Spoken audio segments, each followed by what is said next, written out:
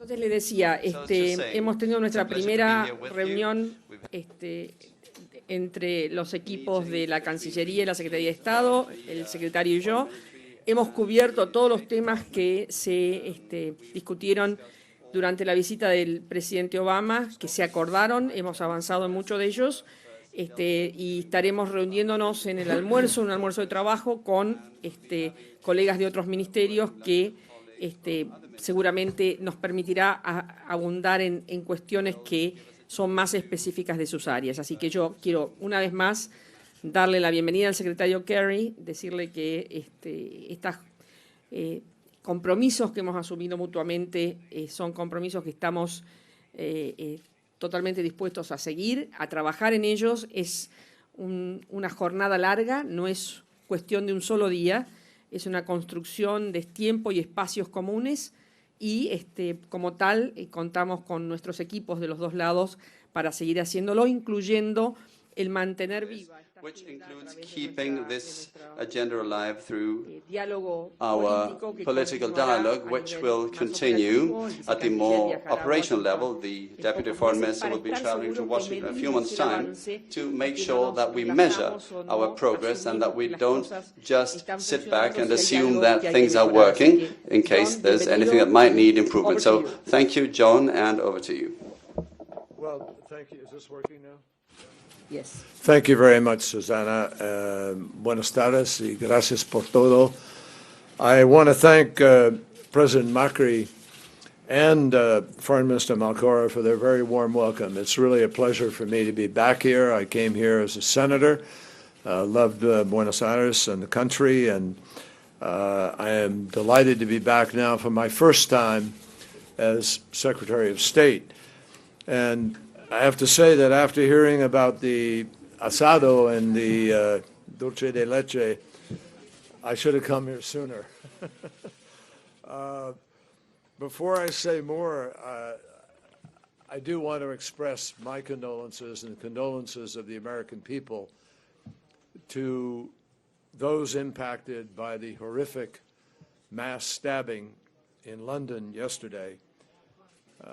We grieve for the victims, including one American citizen, and we hear reports of the possibility of another who was injured. And we offer all of our support to their families and to their loved ones. I particularly want to thank the first responders for their extremely effective and courageous efforts to prevent this from having been worse. And we're very grateful to them. I think all of us in the world have learned that violence only leads to more violence. It's not a solution to anything. And at this difficult moment, the United States stands with our friends in Great Britain as the authorities seek the full facts as to exactly what happened, what the motive was. Whether others may have been involved or not, we don't know that. Now, it is no secret that we are living in a time that is marked by complicated, stark challenges. But this is also, I want to emphasize, a moment of extraordinary promise. And that is what brings me to Buenos Aires today. The United States and Argentina are regional leaders and longtime friends. So let me just start out by wishing, in the spirit of friendship, the entire Argentine team the very best in Rio over the next days. I want to congratulate Buenos Aires for being chosen to host the 2018 Youth Games, and I hope you win almost as many medals as the American team. I was just telling Susanna, I have a grandson who he's playing soccer. He's age 4, and his favorite uniform is a Messi uniform. So I see this white and blue running around the house all the time. Last March, during President Obama's historic visit to Argentina, our leaders decided to inaugurate a regular high-level dialogue. And this morning, Foreign Minister Malcorra and I officially launched that dialogue.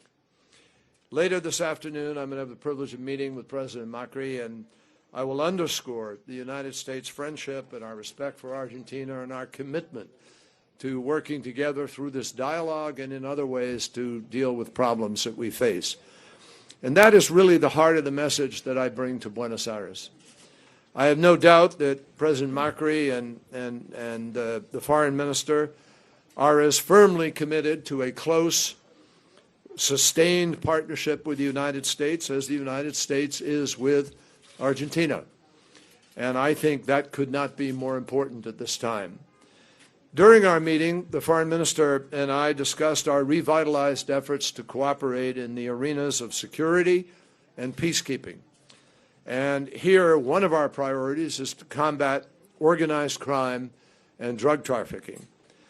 Federal agencies in Washington and in Buenos Aires are working to enhance our ability to improve border and airport security, prevent money laundering, counter terrorism, and reduce the demand itself for illegal drugs.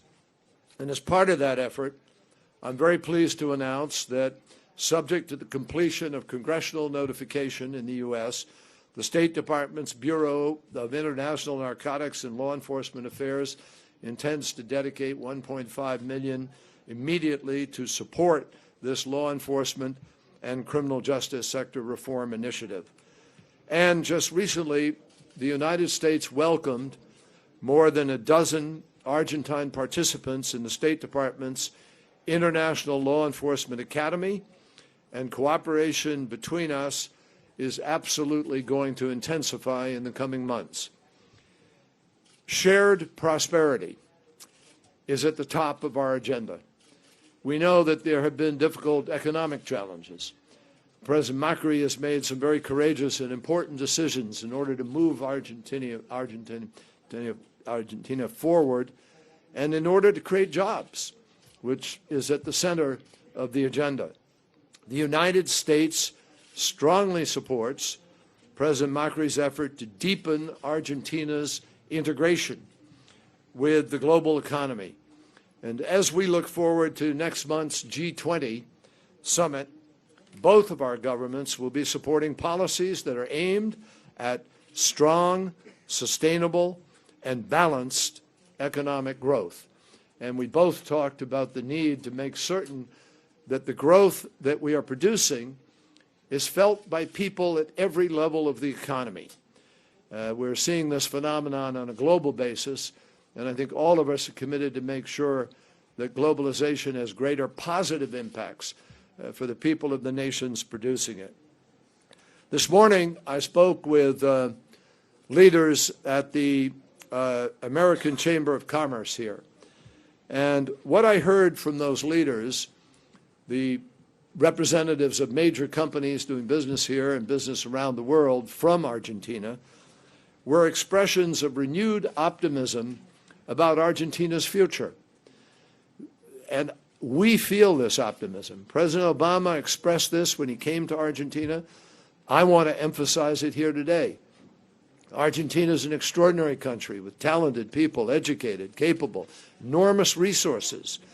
And as it changes with the reforms that have been put in place, the economic prospects are going to change. There will be more investment. There will be more growth.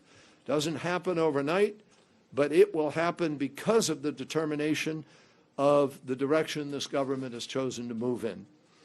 And this is a country in which a lot of people, I know, are looking, excuse me, to invest and to expand and to take the more than $20 billion a year that we do in trade today and make that the floor and grow it in the days ahead.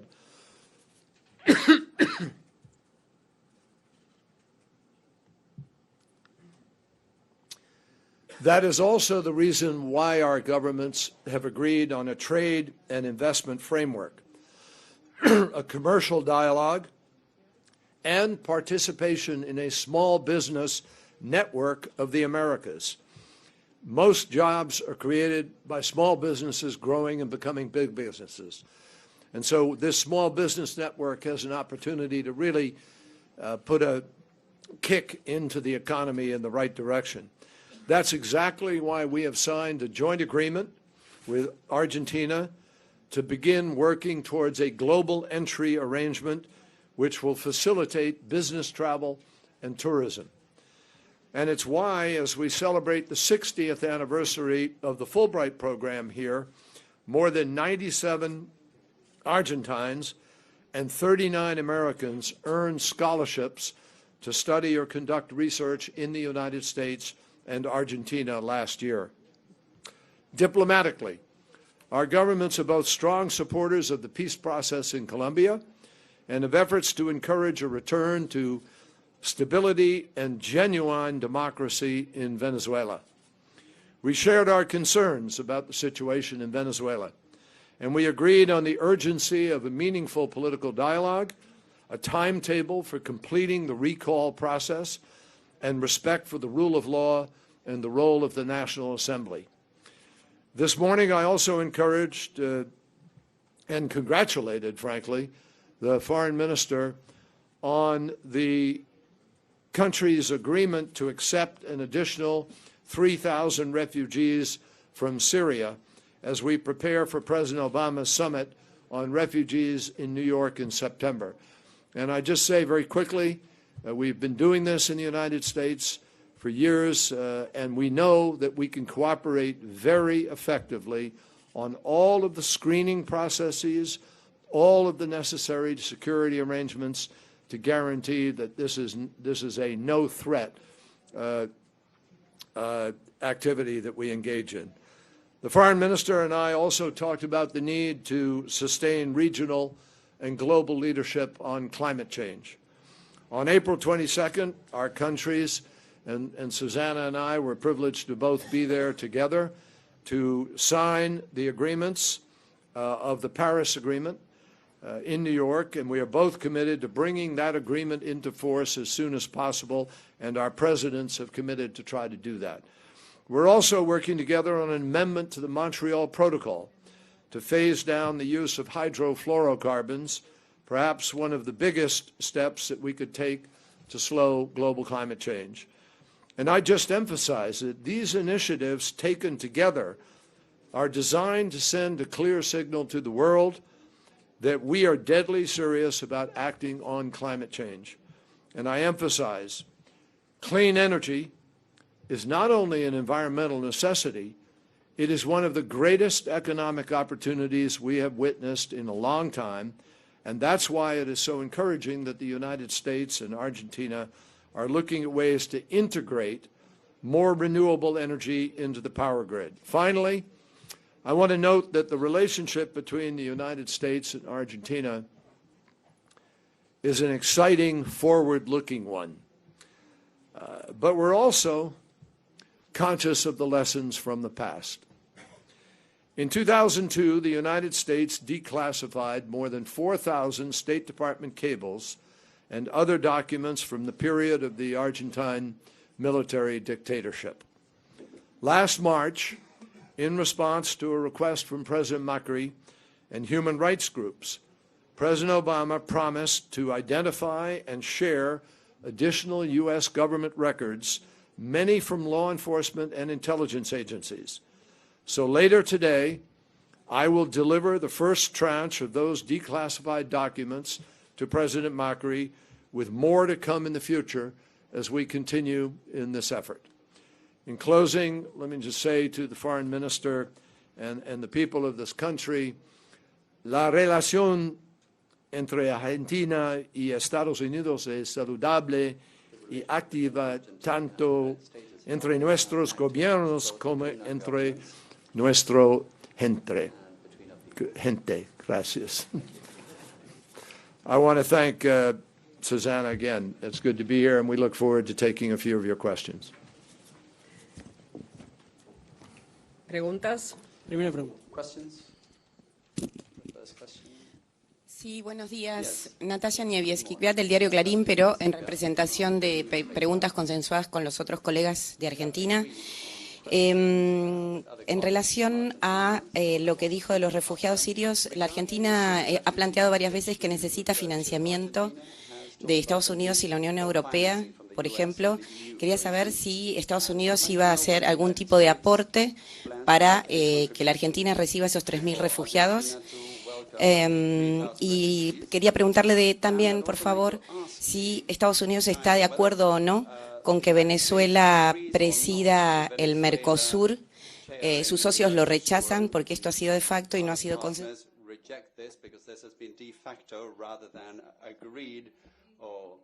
The result of consensus. And, sorry, just one more question. Will you also include Argentina within the field of, will you aid Argentina with security aspects in the context of the refugees? And for Foreign Minister Malcorra, can you expand a little bit on what's now going to happen within Mercosur from now onwards, considering this crisis, which one more crisis, but an unprecedented one as well? I regret I didn't hear your question on Mercosur, and the last question about the refugees. If you agree or not agree with the question that Venezuela has taken the presidents of the Mercosur by itself, and the partners, the other countries, doesn't recognize that. And the last, you had a question on refugee. On security information screening of refugees. Yeah. Okay. If you're going to support economically the plan of... No, I got that. I got that one. And insecurity also. I got the money one.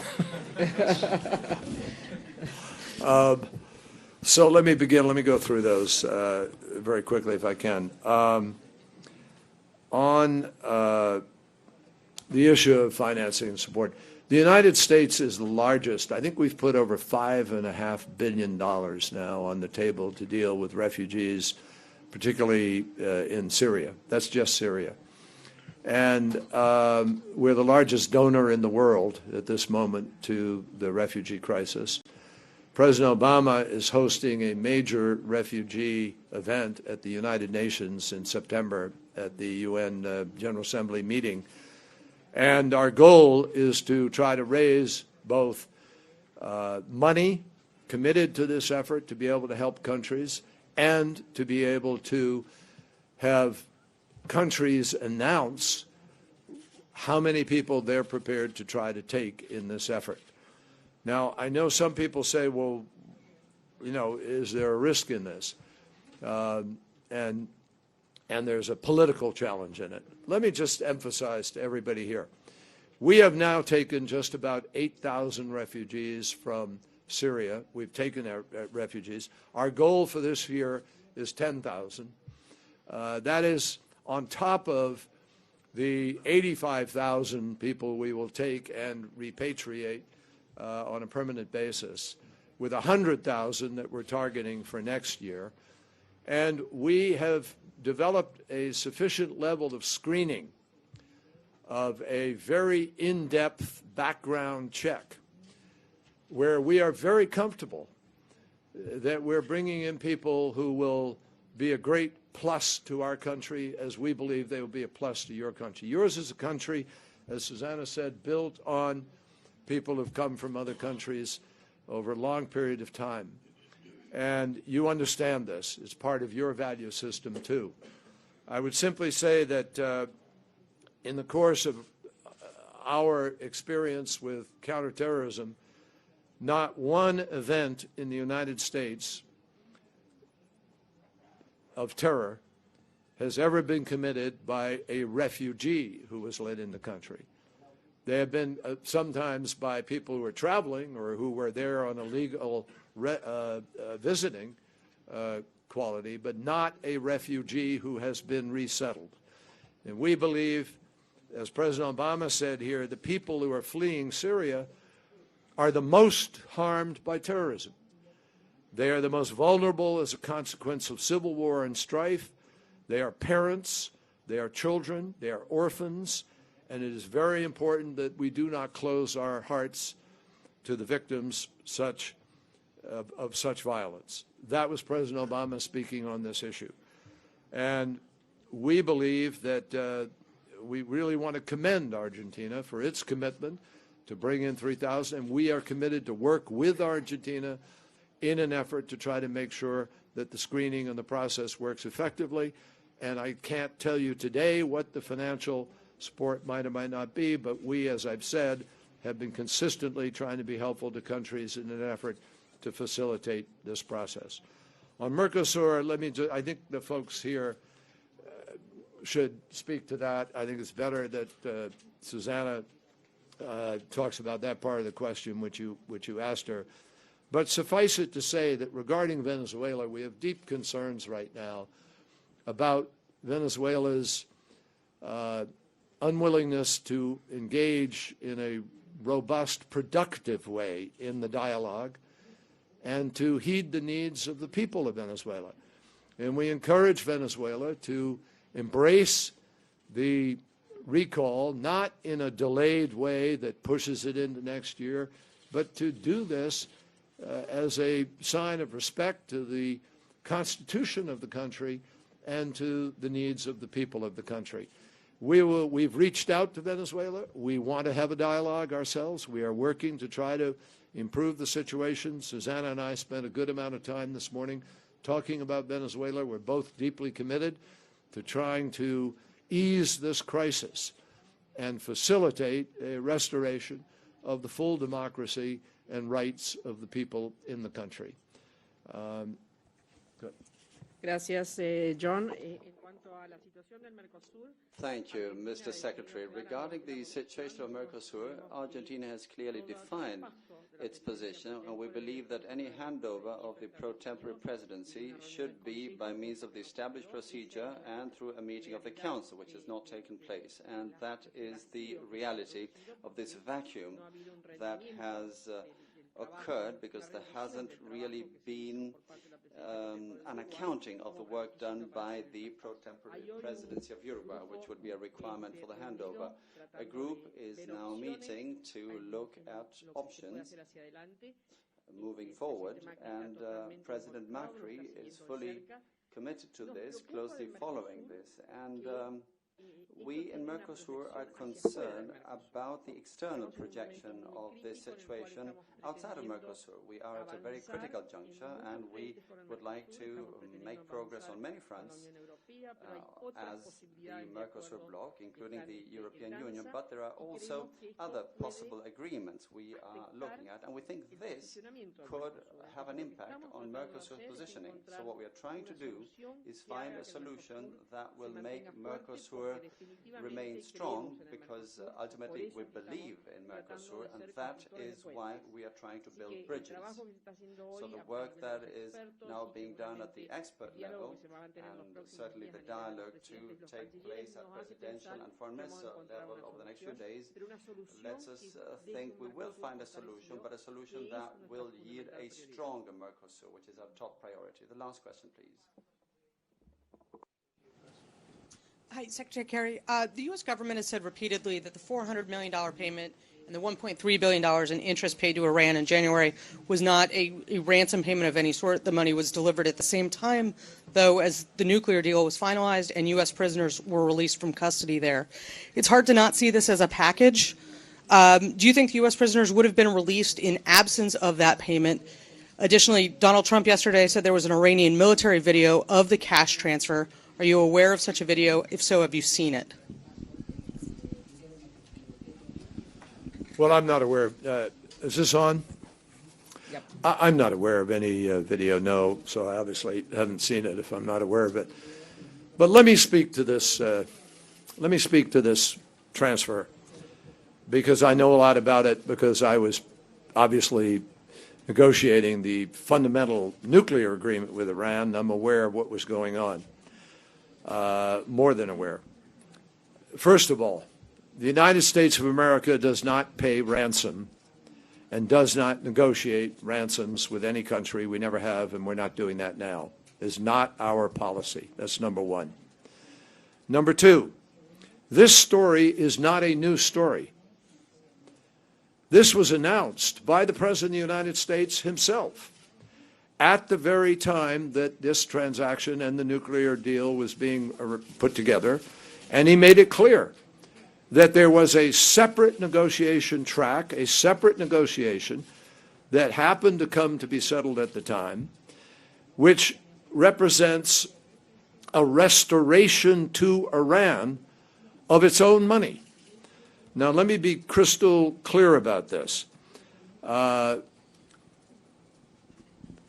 1979, Iran had made arrangements for the purchase, I believe it was purchase of some weapons at the time, or airplanes, I can't remember which, but it was a purchase.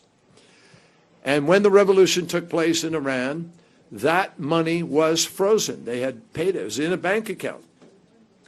It's Iranian money. And it sat in the bank account, earning interest for all of these years, which I might add, at certain points of time, was an extraordinary amount of interest, because interest rates were very high back in the late 1970s, early 80s. Now, that money was going up into the billions. And what was negotiated was an agreement in the Hague Tribunal. This is a Hague case, and it was separated by a professional career team, not by some political group or anything to do with the Iran group. We did not negotiate it. It was negotiated by a separate group on a separate track who happened to come to an agreement at a time where Iran needed money and wanted money because the banking systems were closed to Iran, as they are even today to a certain degree. They've had difficulty in opening accounts in certain countries. So we believe this agreement for the $400 million that was paid in interest and settlement of the case actually saved the American taxpayer potentially billions of dollars. Because if that case kept going and came to fruition in the court system, the adjudication could have been for significantly more money, and probably would have been, rather than have a settlement for an immediate cash payout. So there was no benefit to the United States of America to drag this out.